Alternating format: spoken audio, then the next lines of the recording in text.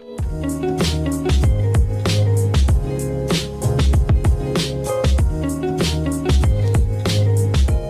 lá, gente. Olha só para tirar duas dúvidas aqui que a gente foi procurar na legislação. Primeira dúvida, estávamos falando do apadrinhamento, né? O programa de apadrinhamento, onde uma pessoa pode se cadastrar junto à vara da infância como um padrinho ou uma madrinha e conviver com uma criança que está em acolhimento institucional ou acolhimento familiar, inclusive com direito de sair, de passear com a criança, enfim, tá? Isso tudo acompanhado pela vara da infância. Beleza, aí surgiu uma dúvida aqui, foi até uma questão, não foi uma questão, mas foi uma apostila que o colega aqui apresentou, falando que uma pessoa jurídica poderia apadrinhar. Fiquei na dúvida, mas fomos confirmar na lei e realmente pessoa jurídica pode apadrinhar também uma criança com incentivo, dando algum apoio para a instituição, né? Existe essa possibilidade. O parágrafo não fala muito, ele apenas diz que pessoa jurídica também pode apadrinhar, tá? É lá no artigo 19, você vai encontrar nos parágrafos onde fala do apadrinhamento, pessoa jurídica pode apadrinhar, mas não fala como, nem dá detalhes, mas abre para pessoa jurídica também, tá? E outra questão que a gente levantou é sobre um prazo de 10 dias para um arrependimento da pessoa que deu consentimento para que seu filho fosse adotado, prazo de 10 dias. Não me ocorreu logo esse prazo, mas a gente verificou, está no artigo, me ajuda o artigo 166, parágrafo 5º. Mas como é história, gente? Vamos lá. É um processo de adoção. Pensa num processo de adoção. Aí vamos dizer que a mãe dá o consentimento para que seu filho possa ser adotado. Aí a questão veio com a pergunta dela, professora, a pessoa pode se arrepender disso? Ela pode se arrepender até a data da publicação da sentença. Então aquilo que eu expliquei está certo, tá? No entanto, quando ela dá o arrependimento, quando ela dá o consentimento, a mãe vai dar o consentimento expresso para o juiz, certo? Aí o juiz faz o quê? Ele extingue o poder familiar daquela mãe, entendeu? Então a mãe perde o poder sobre o seu filho. É um ato do juiz dentro daquele processo de adoção. Desse ato de extinção do poder familiar é que aí a mãe pode reverter isso, pode se arrepender, o parágrafo usa essa expressão, arrependimento, no prazo de 10 dias. Esse prazo realmente me escapou, mas ele está na lei sim. Então, olha só, num processo de adoção, você tem vários momentos. Tem um momento em que os pais vão abrir mão do filho, consentimento expresso, tá? E aí, após esse consentimento expresso, o juiz, ele extingue o poder familiar. Desse ato, dessa decisão de extinguir o poder familiar é que começa a contar o prazo de 10 dias para que o pai ou a mãe se arrependa do ato de ter dado o consentimento. Mas a lei possibilita se arrepender até a prolação da sentença de adoção, porque quando sai a sentença de adoção, aí passa a ser o quê? Irrevogável. Tá? Então, na verdade, tem a situação que eu coloquei para você, mas tem sim o prazo do arrependimento, justamente nessa palavra, arrependimento do ato de ter dado consentimento. Mas o prazo não começa a contar do consentimento. O prazo começa a contar da data que o juiz extinguiu o poder familiar. Tá? Aí começa a contar os 10 dias. Tá show? Aí, vocês hoje estão demais, hein? Só me fazendo pergunta difícil. Vamos lá, eu me apertando aqui. Bom, mas assim que é bom. Vamos lá. 3 modalidades de colocação em família substituta. Guarda, tutela e adoção. Bem, gente, na guarda e na tutela, o que você tem?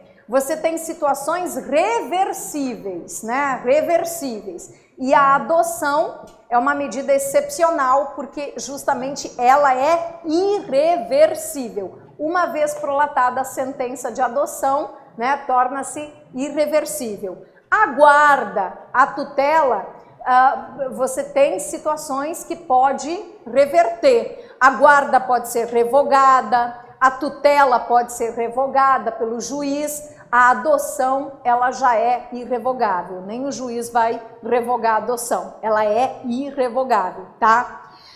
Para maiores de 12 anos, quem é o maior de 12 anos? O adolescente. Então, quando um adolescente é colocado numa família substituta, o que é necessário? O seu consentimento, tá? Então, o adolescente deve dar o seu consentimento para ser colocado sob qualquer das modalidades numa família substituta. E o juiz levará sempre em conta grau de parentesco. Grau de parentesco, relações de afeto, relações de afinidade, sempre serão levados em conta pelo juiz na colocação em família substituta. Grupos de irmãos, guarda, grupos de irmãos não podem mais ser separados, tá? Então, se você tiver, por exemplo, 5 crianças para adoção, irmãos, eles precisam ser adotados em conjunto. Então, tem que vir uma família e adotar os 5. É interessante isso não existia antigamente. E aí era muito triste 2 irmãozinhos serem separados, porque um foi adotado por uma família, outro por outra, porque a única referencial de família que a criança tem muitas vezes é o irmãozinho, a irmãzinha, e rompe esse elo, né? Então o ECA passou a proibir, grupos de irmãos não podem ficar separados. E incentivou. Eu tenho 2 mulheres que eu conheço que foram para o abrigo, escolheram. No caso, uma adotou 2 meninas e a outra 2 meninos. Escolheram a menininha, só que tinha irmã. Ela levou as 2. E o outro escolheu o menino, tinha irmão, levou os 2. Então se encantou por um, levou os 2 e graças a Deus assim deu tudo certo. São famílias lindas, né? Então acabou que, por um lado, prejudica a adoção, mas por outro favorece, né? Tem os 2 lados. Vai. Sobre a administração dos pés das crianças e dos adolescentes quando os pais morrem e outra pessoa fica com a vara. Tutela. Tem que ser Prestar contas. Prestar contas, sim. Ó, toda a regra da tutela, ela segue o Código Civil. Aí, no caso, vocês vão ter que buscar, na verdade, o Código Civil. Mas, assim, sempre que o juiz exigir, deve ser prestadas as contas. Aqui sobre tutela, deixa eu ver se tem esse prazo de 2 anos, porque o artigo da tutela é um artigo tão pequenininho, não sei se esse prazo está aqui, vamos conferir, porque aqui no ECA tem muito prazo. A tutela a gente encontra no artigo 36, né? Espera aí que eu vou ver para você aqui. Tutela. Vamos lá. 36. A tutela será deferida nos termos da lei civil. Então, o que ele está dizendo? Não se usa o ECA, se usa todo o procedimento do Código Civil. Beleza. A pessoa de 21 anos incompletos, no caso, baixou para 18, né? Porque esse artigo 36 aqui foi, eu estou lendo o antigo, desculpa. A tutela será deferida nos termos da lei civil a pessoa de até 18, que antigamente era até 21, agora baixou para 18, né? Bom, a tutela será deferida a pessoa até 18 anos incompletos. O deferimento da tutela pressupõe a prévia decretação da perda ou suspensão do poder familiar e implica sempre dever de guarda. Ele deixa claro que um tutor, ele não é colocado só para administrar os bens. O tutor, ele tem todos os deveres da guarda. Os deveres da guarda são educação, sustento, né? Educação, sustento e o dever ali de cuidado, né? De alimentar, vestuário, isso tudo compreende os deveres da guarda. Então, um tutor, ele cuida da guarda e administra os bens. A especialização de hipoteca legal. Hipoteca legal seria o tutor levantar, tipo uma caução, uma fiança, pode ser exigido pelo juiz também a tal da hipoteca legal. É o tutor dar alguma coisa em garantia, né? Para poder administrar os bens do menor. O 37, o tutor nomeado por testamento ou qualquer outro documento autêntico deverá, no prazo de 30 dias após a abertura da sucessão, ingressar com pedido destinado ao controle judicial do ato, observando procedimentos nos artigos 165 a 170. Então, o que tem aqui? Muita gente deixa cartas, testamentos, tipo assim, se eu morrer, se acontecer alguma coisa comigo, eu quero que a minha filha fique sob os cuidados de fulano, entendeu? Então os pais deixam alguma carta, algum documento indicando uma pessoa para ser o tutor. Isso é suficiente para a pessoa ser o tutor? Não, ela vai ter que passar pelo processo de tutela. Lógico que tendo um documento deixado pelos pais, ajuda muito, mas a decisão de nomear o tutor é do juiz. Na apreciação do pedido serão observados os requisitos do 28 e 29, somente sendo deferida a tutela à pessoa indicada na disposição de última vontade e se restar comprovado que a medida é vantajosa ao tutelando.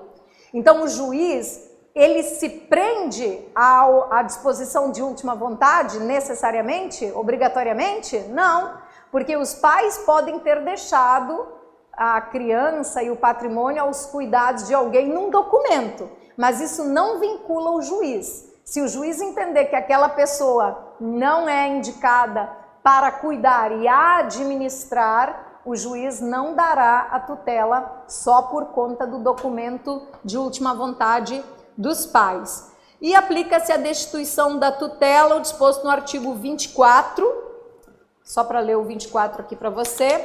O 24 diz: a perda e a suspensão do poder familiar serão decretados judicialmente num processo de contraditório. Então aqui no ECA a gente não tem nenhum prazo de prestação de contas. O que eu lembro, tem um curador lá no Estatuto da Pessoa com Deficiência, lá aquele estatuto exige obrigatoriamente que o tutor preste contas anualmente. Esse eu sei que tem esse prazo, mas aqui da tutela do menor de 18, a princípio no ECA, eu não tenho essa informação. Talvez, porque o ECA, gente, ele acaba entrando no Código Civil, entende? Então talvez esse prazo esteja lá, né? Mas sempre que forem exigidas as contas, o tutor deve apresentar essa prestação de contas, sempre. Mas aqui não tratou disso não. Oi? Para não tomar conta. E outra coisa, o tutor não pode adotar a criança sem prestar contas, porque tem tutor malandro. O que faz o tutor malandro? Ele acaba com o patrimônio da criança, aí para não pagar por esse crime, né, ele vai lá e entra com pedido de adoção. Eu vou adotar porque daí vira filho, né, e aí não. O juiz só vai dar a adoção se o tutor prestar as contas do patrimônio do menor. É uma condição, né? Bem, a nível de tutela aqui é isso. É o artigo 36 e 38. Depois, o que mais temos aqui? É sempre, toda colocação em família substituta é precedida de uma preparação gradativa. É uma ideia do ECA, você não pode tirar a criança de um acolhimento institucional sem preparar aquela criança. Ela precisa ser preparada ou para voltar para a família de origem, família natural, ou para ser colocada numa família substituta. A vara da infância precisa preparar aquela criança ou adolescente. Não admitirá transferência de criança ou adolescente a terceiros. Por exemplo, assim, ó, eu pego a guarda de uma criança, aí eu não dou conta. Aí eu falo, mãe, cuida dela para mim, né? Quando eu tenho a guarda, a tutela, né, de uma criança, eu não posso transferir essa responsabilidade de cuidar, de tomar conta para outra pessoa. É proibido. A colocação em família substituta estrangeira. Adoção estrangeira é uma medida excepcional e só acontece na modalidade de adoção. Então, um estrangeiro ficar com uma criança brasileira só é possível na modalidade adoção. Um estrangeiro pode ter a guarda de uma criança brasileira? Não. O estrangeiro pode ser um tutor na tutela? Não. Ele pode adotar? Pode, mas é uma adoção excepcional, porque o estrangeiro só vai ter a criança brasileira se nenhum casal de brasileiros quiser. É o último, o estrangeiro, tá? Último caso. E só na adoção, tá bem? Dito isso, duas questõezinhas de prova, me ajuda aqui. Carla, de 11 anos de idade, com os pais destituídos do poder familiar, cresce em entidade de acolhimento institucional faz 2 anos, sem nenhum interessado em sua adoção, habilitado nos cadastros nacional ou internacional. Sensibilizado com a situação da criança, um advogado que já possui 3 filhos, sendo um adotado, deseja acompanhar o desenvolvimento de Carla, auxiliando-a nos estudos a fim de criar vínculos com sua família, levando-a para casa nos feriados, nas férias escolares. De acordo com o Estatuto da Criança, de que forma o advogado conseguirá obter a convivência temporária externa dessa criança que está no acolhimento institucional? Família acolhedora. Não. Apadrinhamento, tá? Porque esse advogado, ele não é cadastrado como família acolhedora. Entenda, ela já está num acolhimento. Então, se a criança já está no acolhimento, seja ele institucional ou familiar, de que forma o advogado aqui, que se compadeceu, que ficou com pena da criança, porque ninguém adota a criança, de que forma ele poderia conviver? Ele não quer adotá-la, mas ele quer conviver, quer, sei lá, dar um dia melhor para ela, um dia de princesa, como diz o outro, né? Então, seria pelo apadrinhamento. É uma convivência temporária externa. Como é que ele consegue tirar ela daquele acolhimento? Convivência temporária externa. É o apadrinhamento, tá? Programa de apadrinhamento. Tá lá pelo artigo 19, tá, gente? Segunda questão aqui, BIP. BIP, vizinhos da criança Y. Cuidam do menino desde a tenra idade, quando o pai da criança faleceu e sua genitora, por motivos profissionais, mudou-se para a localidade distante, fazendo visitas esporádicas ao infante, mas sempre enviando ajuda de custo para a alimentação do filho. Quando a criança completou 1 ano de idade, a genitora alcançou um patamar financeiro estável, passando a ter meios para custear os gastos da criança, também com educação, lazer, saúde.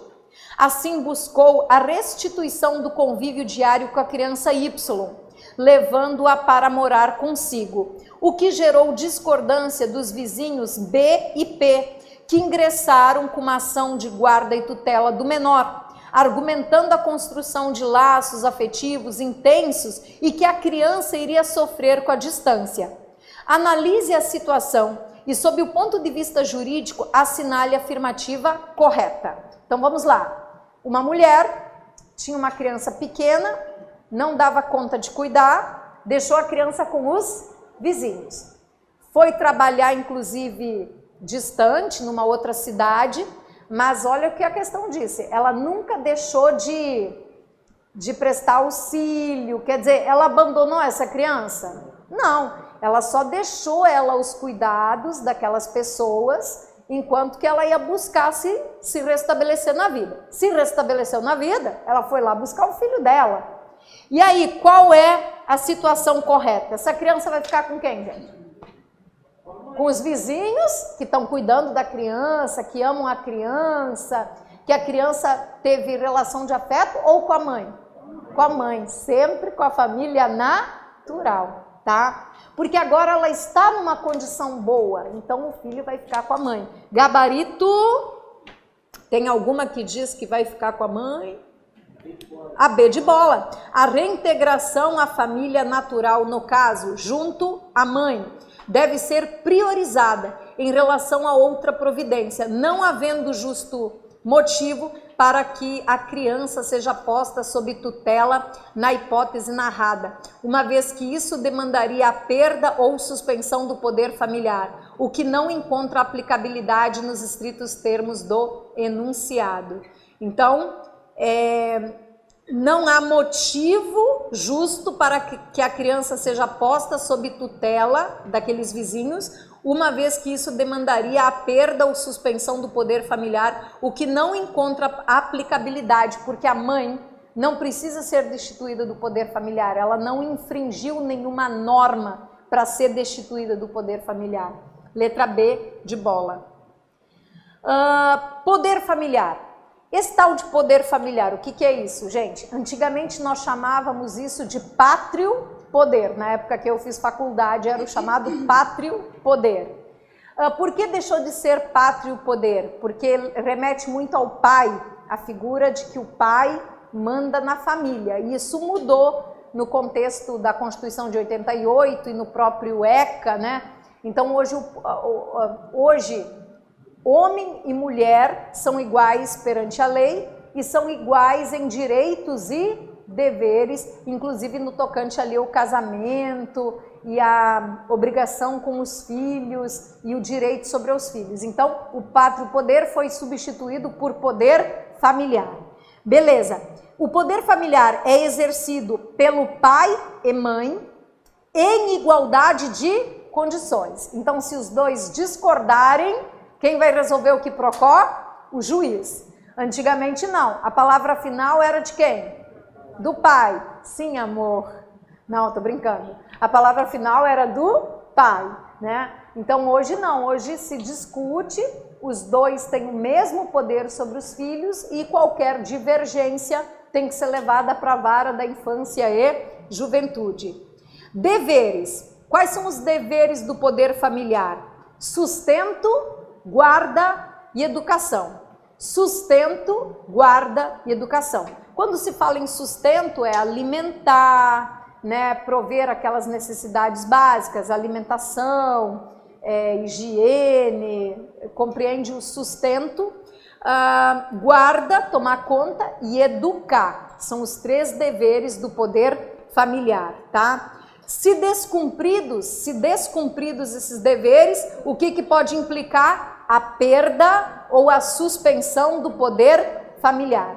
A suspensão do poder familiar, ela normalmente acontece logo que inicia um processo de destituição ou de perda, né, que a gente fala perda ou destituição do poder familiar.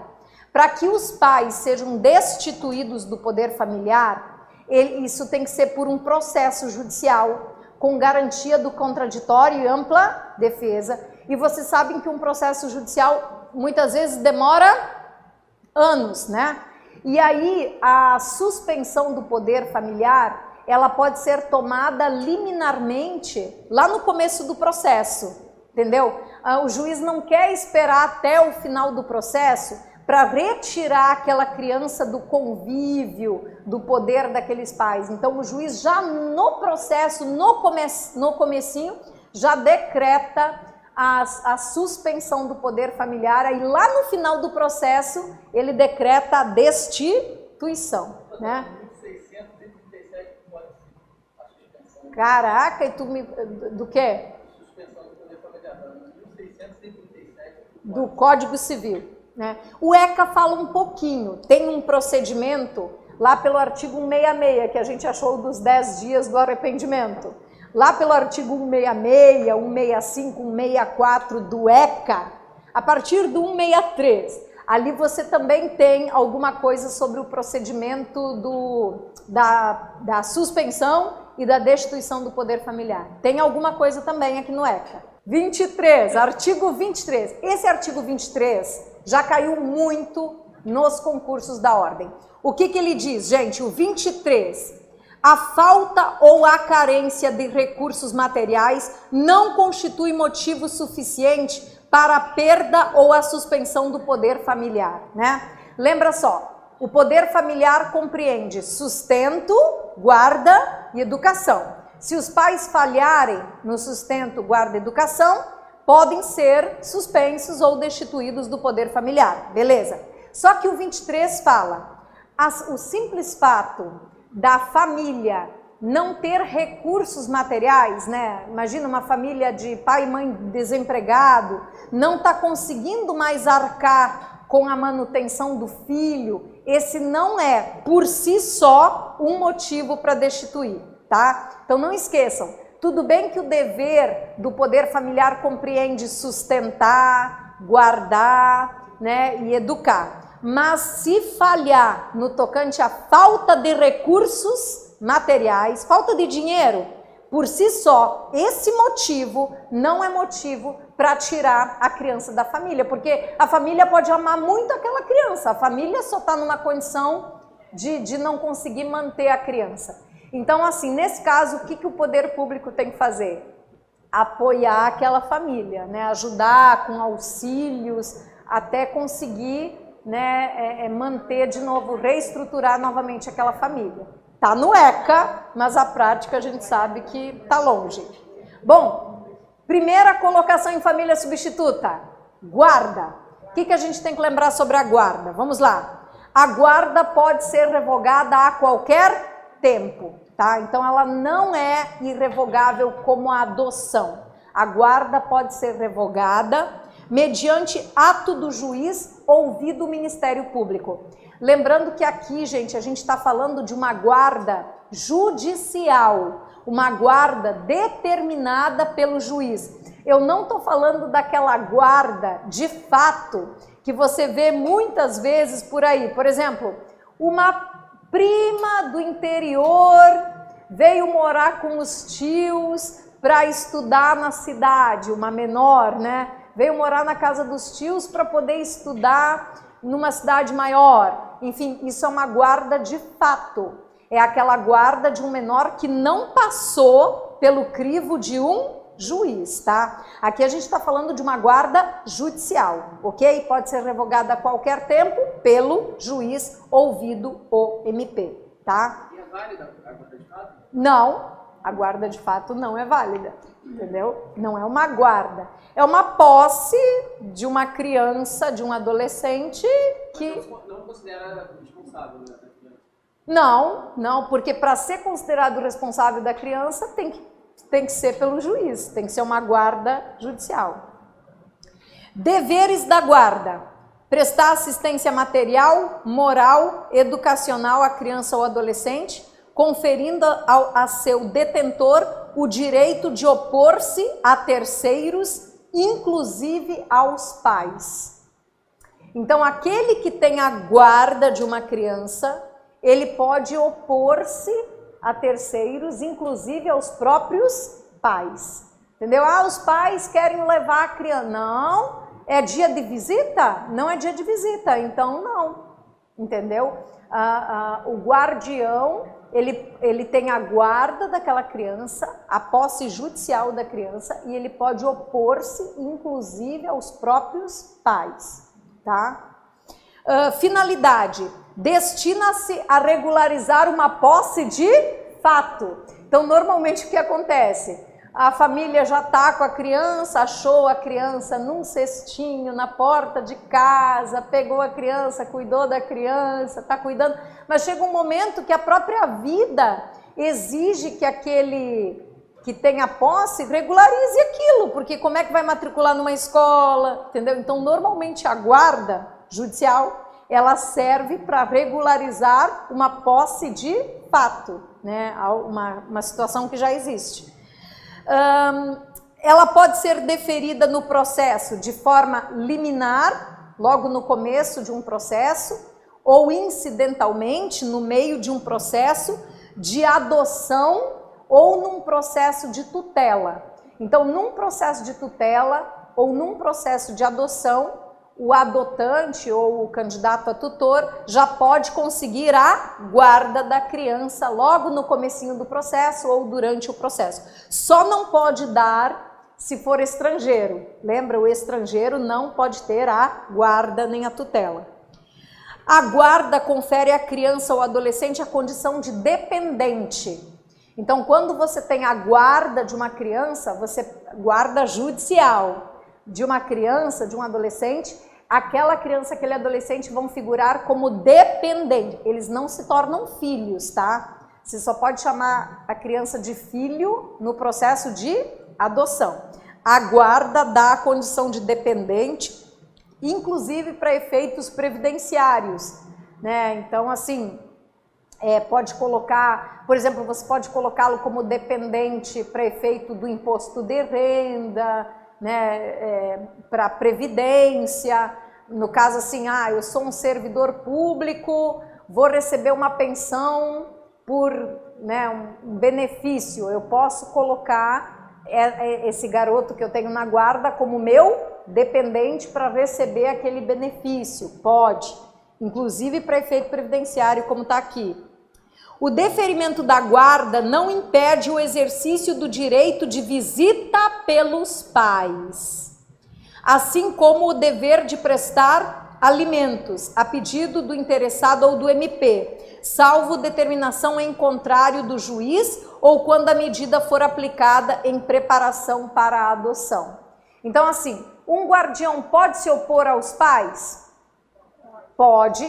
Mas se o juiz determinou visita, se o juiz determinou alimentos, os pais têm que pagar alimentos pro guardião, sustentar a criança.